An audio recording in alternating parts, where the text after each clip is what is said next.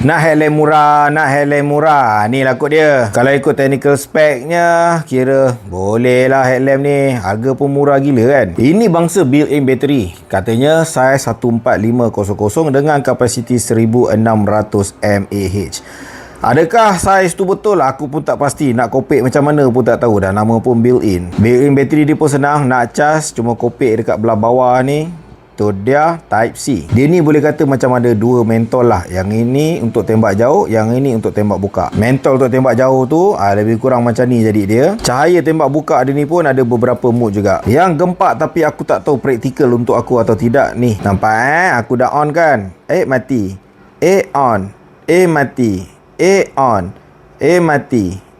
On. Dia ada wujudkan sensor dekat lampu ni. Kalau kita nak pakai dia, bolehlah tekan je button tu.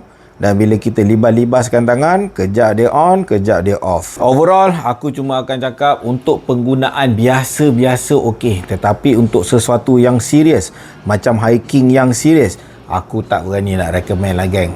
Barang yang serius kau ambil lah yang mahal sikit, yang ada kualiti. Yang ini Superfire, bukannya aku cakap langsung tak ada kualiti, tetapi kualiti dia secara peribadi pada pendapat aku belum sampai tahap aku boleh gantungkan nyawa aku dekat kau lagi. Pendapat korang macam mana? Ada pengalaman? Letakkan di ruangan komen.